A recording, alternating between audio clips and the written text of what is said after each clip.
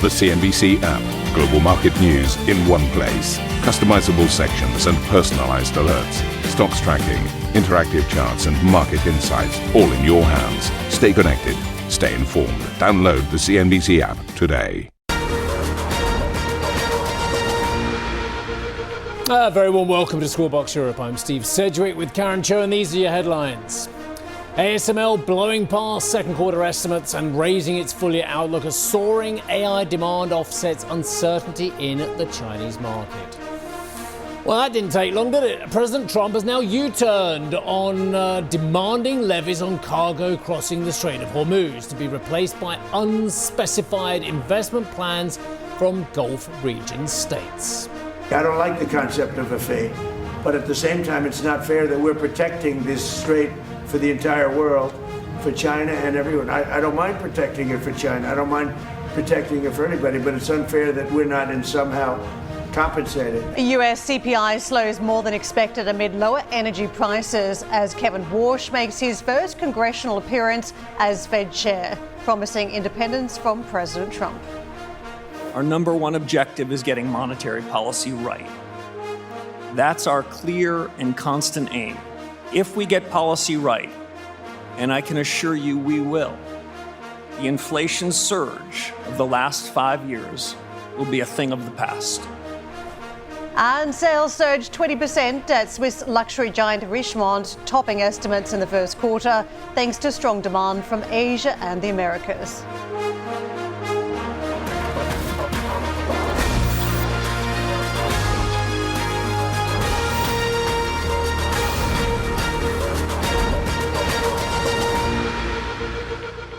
All the headline news on the macro and the world geopolitics. There's some extraordinary stock stories going on. Who can have not looked at the US bank earnings yesterday and just been amazed at some of the numbers that are being generated? But in the meantime, ASML has raised its 2026 outlook for the second time this year, with the chip equipment maker beating on the top and bottom line in the second quarter. Europe's most valuable company now expects full-year net sales of between 43 and 45 billion euros, well above analysts' forecasts. The CEO, Christophe Fouquet, has said customers are continuing to accelerate their expansion plans, adding that the company is continuing to significantly expand its upgraded portfolio in a bid to meet demand. Karen, I almost want to read the IBM story first, but before we talk, because there's something going on here. And anyone who stuck .com at the end of their name 20 years ago got a re-rating. Anyone who put .cloud in their name or somewhere near the top got a re-rating. You know, there might have even been a time when if someone mentioned NFTs, they got a re-rating, but that's all spurious nonsense, as we all know now. And it seems to me that everyone said, I've got an AI strategy. I've really got a good AI strategy. And I've just spent X billion on this company.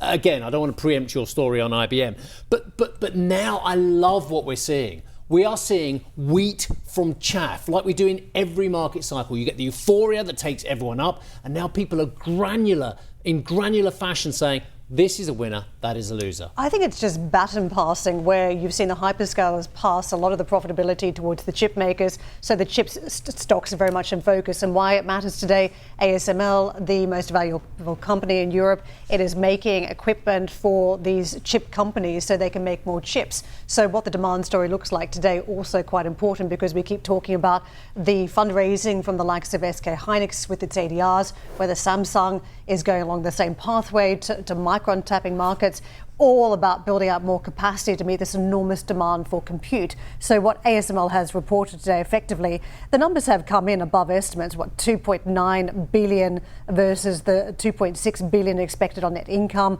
On the revenue side, you had 9.3 billion estimates, 8.8 billion, so it's a beating on the revenue lines, and also really strong into the third quarter in terms of those outlook statements. So it does seem like it is seeing a very strong window of buying coming through.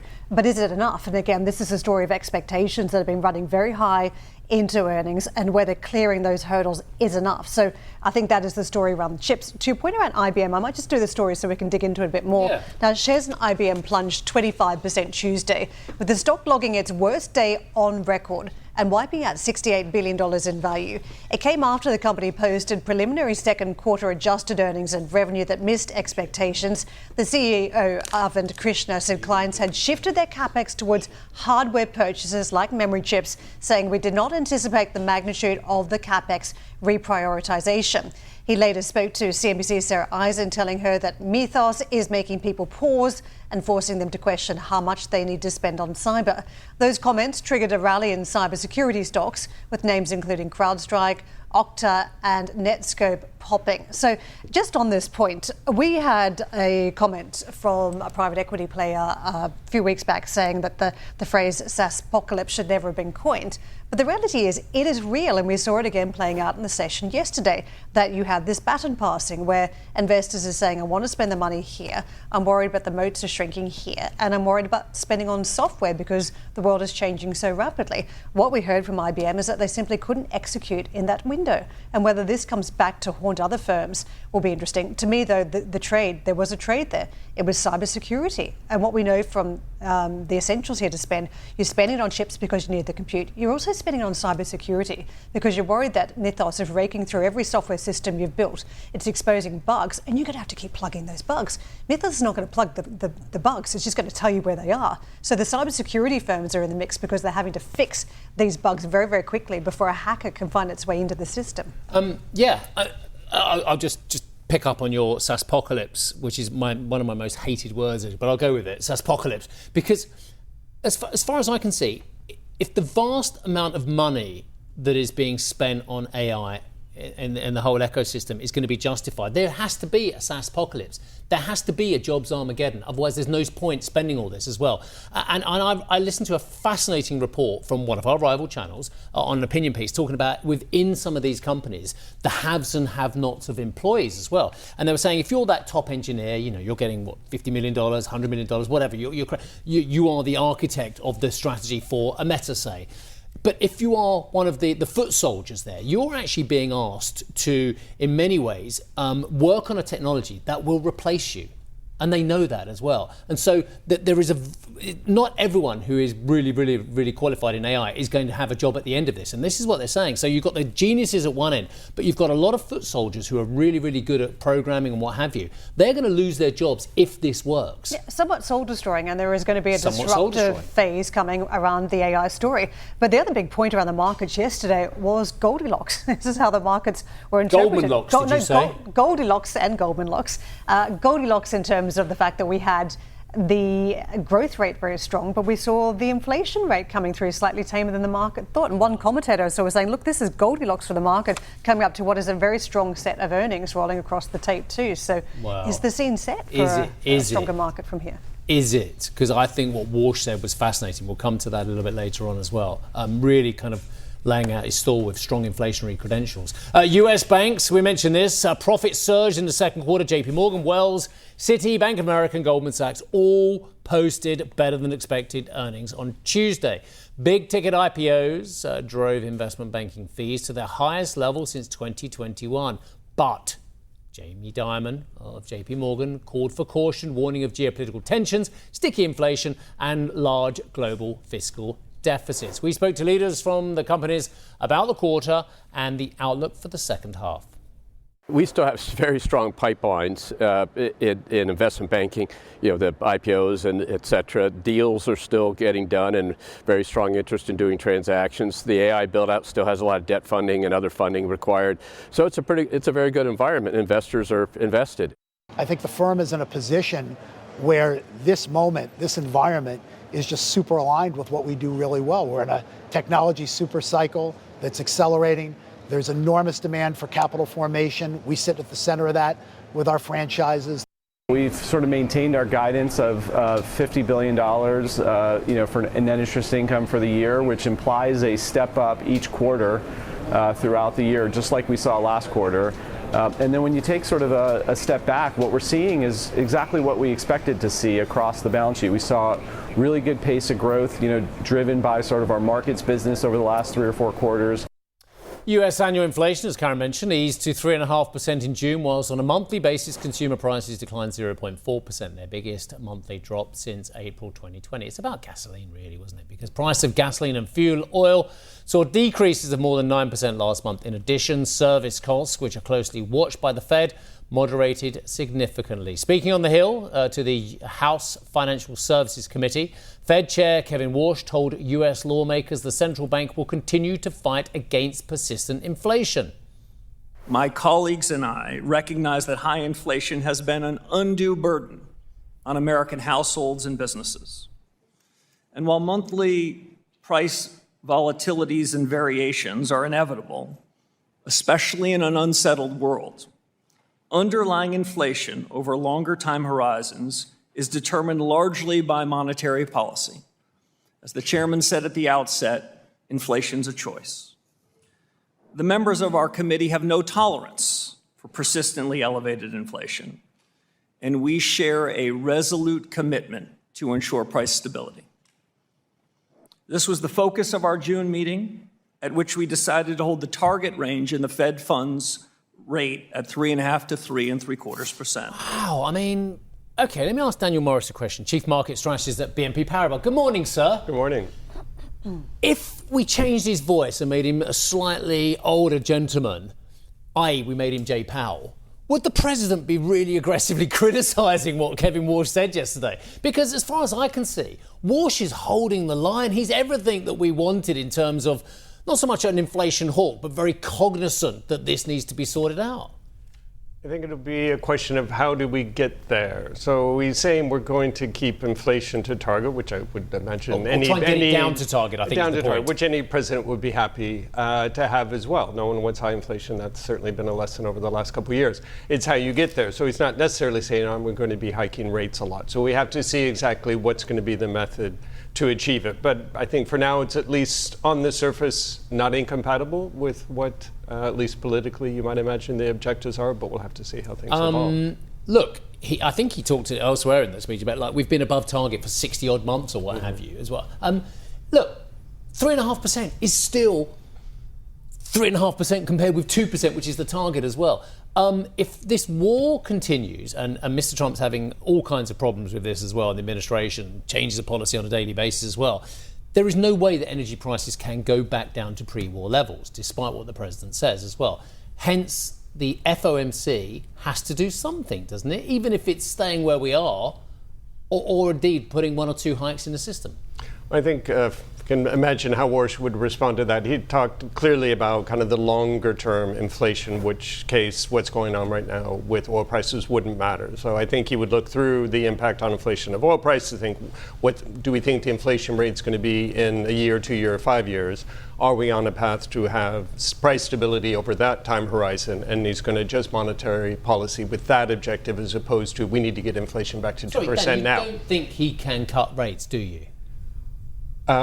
Whether he can cut rates, you would think if you look at the strength of the U.S. economy right now, it would not necessarily seem to be the appropriate measure, and that's also not what the market's expecting. We're still looking for a hike. He has to hike rates, given what you just said about the strength of the economy and where inflation is.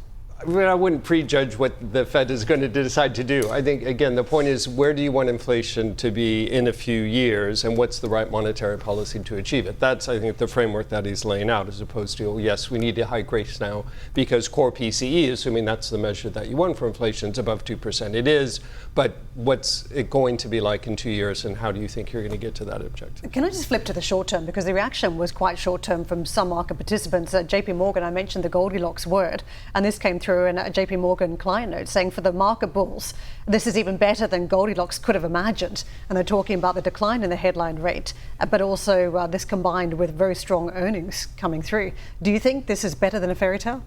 Well, I mean, the U.S. economy does look to be pretty good right now. And if anything, you've got low unemployment, you've got strong growth, and now we've taken away at least the near-term risk of, up to 3 hikes, which is what some people were talking about a few weeks ago. So it does look pretty good. And then if you think, okay, what could go wrong is inevitably something will.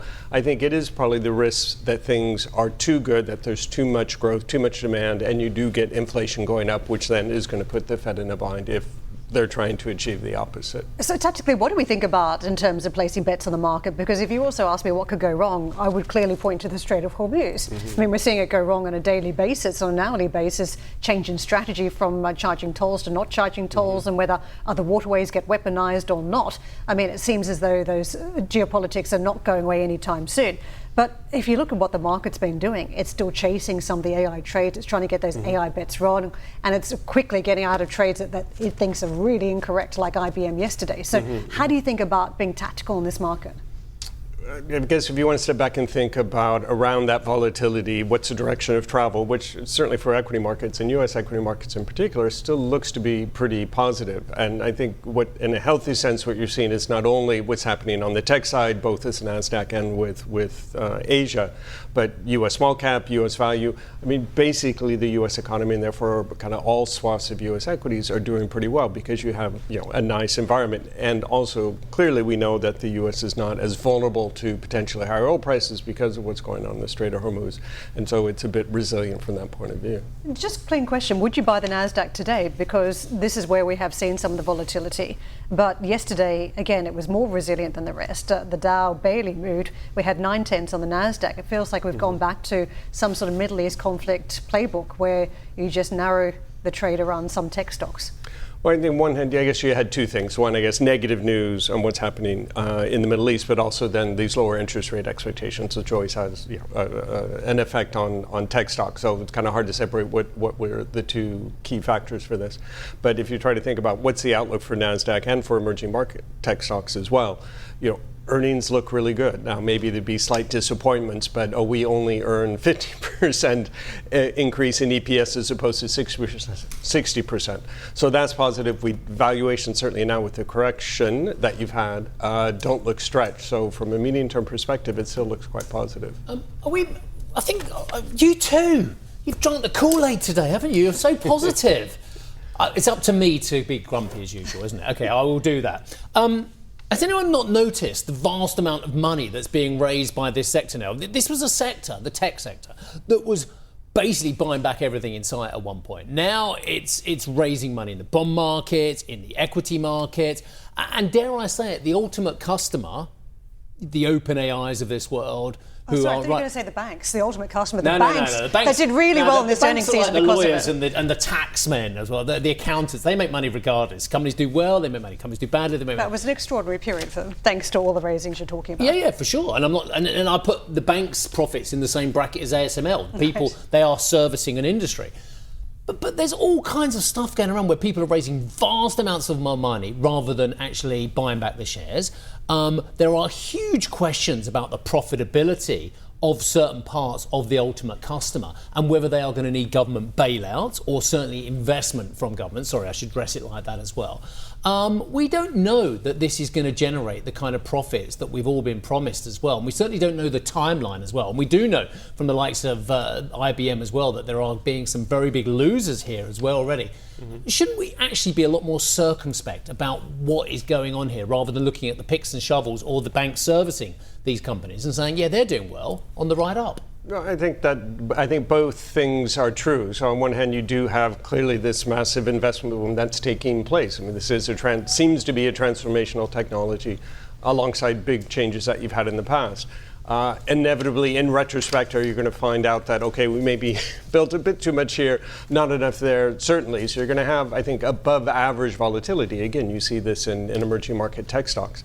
But if that trend is positive and really something that we think can last for several years, I think you really want to try to ride the Brunking Bonko. But OpenAI, the revealed numbers, $38.5 billion of net loss on $13 billion of revenue in 2025. These are the people who need to make money if all this other stuff is going to make sense, because they're the people, like SpaceX, generating the fees. These are the people who are buying the kit from the manufacturers of various parts of the infrastructure to put in place, the picks and shovels. So if the people buying the kit are losing money hand over fist and all kinds of rumours about who they want to go to for finance next, Have I not been in have I looked at the wrong markets the last 38 years? Yeah, Someone has to make money out of this. But it's sort of like saying, look, we know there's a party going on. We're not going to turn up because someone could tip the punch bowl over, or they could knock the table over, or something's going to go wrong at the party, so we're not going to turn up. We all know that there's a party going on and it's going to end at some point. Timing is the issue in this circumstance. Do you agree with me that this party will end? Well, of course it's going to end. We know that things cannot go up to the extent that they have. But at what point do you cash out and step into the sidelines? A lot of people have stepped out of markets like this, very strong bull markets, and have been caught on the sidelines, caught not invested in this market. And that's the problem, isn't it, Daniel? Making 5% on their money market funds. I don't know, come in on this. So we heard the bank executives weigh on this yesterday. Well, I think to counter your point about needing to make money, I mean, the other headlines you're seeing is corporate, the CEO, CIO saying, oh, we need to spend less on AI because people are using it too much and it's becoming too expensive. So it's telling you there actually is revenue being made from these models. Now, how it's distributed across different companies, that's a completely different question. But from an aggregate level, clearly companies already, individuals, how much you spend on your different AI models are being spent. Again, is it going to be enough? How quickly? And all of that. Those are all the questions that we always ask ourselves. But I think as a model, I think it is clearly generating revenue and eventually should be profitable. Okay, got to shut up. Daniel Morris, thank you, sir. Chief Market Strategist at BNP Paribas. On a programming note, our US colleagues will be speaking to someone who's not bad at using his cash. It doesn't buy into some of the bullish sentiment on some of these stocks. Berkshire Hathaway chair Warren Buffett, 11 a.m. London time. Coming up on the show, President Trump walks back plans for fees in the Strait of Hormuz as Washington reinstates its naval blockade of Iran. Plus, Chancellor Rachel Reeves starts her lap of honour as UK Chancellor, defending her record in what is likely to have been her final Mansion House speech. And Swedish lender SEB tops Q2 earnings estimates. We'll speak to the CEO Johan Torgeby at 8:45 London time.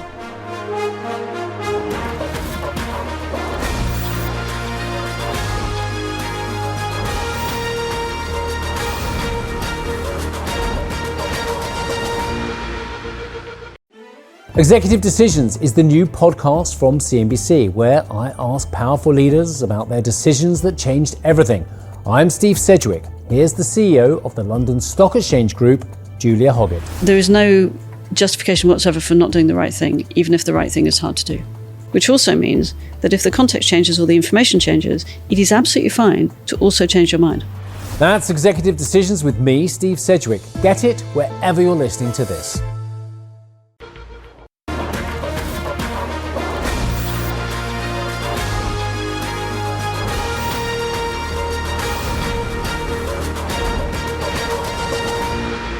I want to be reimbursed because we're protecting a very rich portion of the world. We're spending money. And so what we've done is we are going to be reimbursed for protection. You have Saudi Arabia, UAE, Qatar, Bahrain, and Kuwait, primarily, and then others. I spoke to all of them, and they would love to invest more money in the United States at record amounts, and that would be very acceptable. And this way, there's no fee. I don't like the concept of a fee, but at the same time, it's not fair that we're protecting this strait for the entire world, for China and everyone. I don't mind protecting it for China. I don't mind protecting it for anybody, but it's unfair that we're not in somehow compensated. US President Donald Trump has walked back plans to charge a 20% toll on the value of goods passing through the Strait of Hormuz. According to the president, the fee will be replaced by trade and investment deals made into the US by Gulf states. Trump said he had spoken to Saudi Arabia, the UAE and Qatar, among others, none of which have yet outlined new investment plans. The US and Iran have exchanged further fire overnight as the US naval blockade of Iranian ports came back into effect. And let's get out to Dan for more. Dan, a lot of wheels being spun there overnight. And just to give us a sense as to what type of investments we could be talking about, why this is necessary as we talk about a Strait of Hormuz that is far from clear sailing at this point. Karen, good morning. Well, obviously quite a dramatic U-turn from the president here, less than 24 hours after declaring America the guardian of the Strait of Hormuz and also proposing that 20% toll on commercial shipping. President Trump has abandoned the plan. He says it's going to be replaced by trade and investment deals from the Gulf states after what he called, as you heard there, highly productive conversations with Middle East leadership.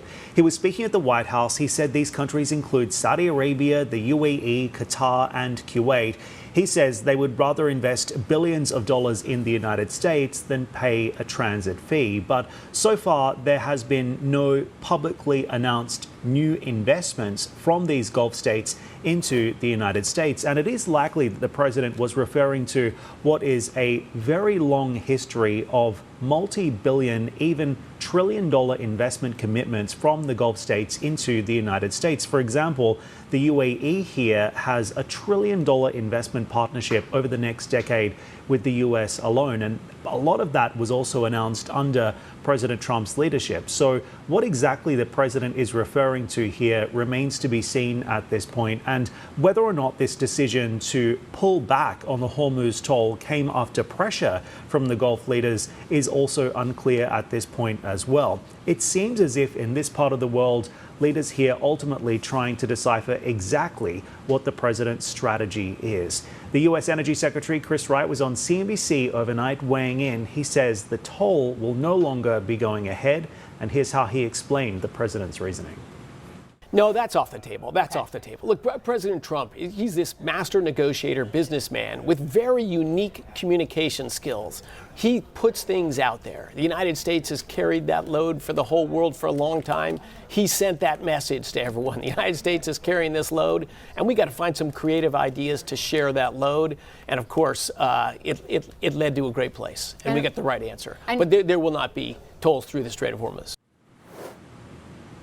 Chris Wright there. And of course, the toll may be gone now, but the military campaign has not. As you heard, the president has been ramping up the threats against Iran, threatening to target Iranian energy infrastructure.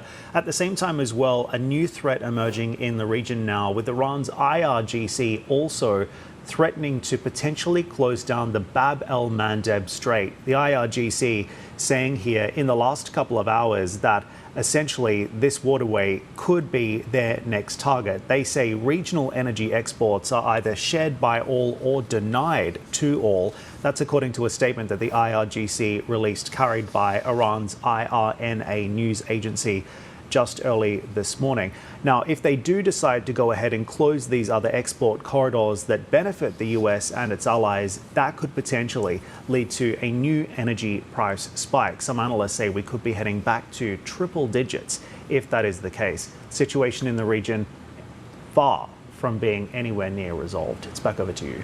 All right, Dan, thank you very much indeed for that. Let's take a look where European equity futures are as we head to break, and we are called mildly easier on both the DAX and the FTSE futures, flat on the stocks futures.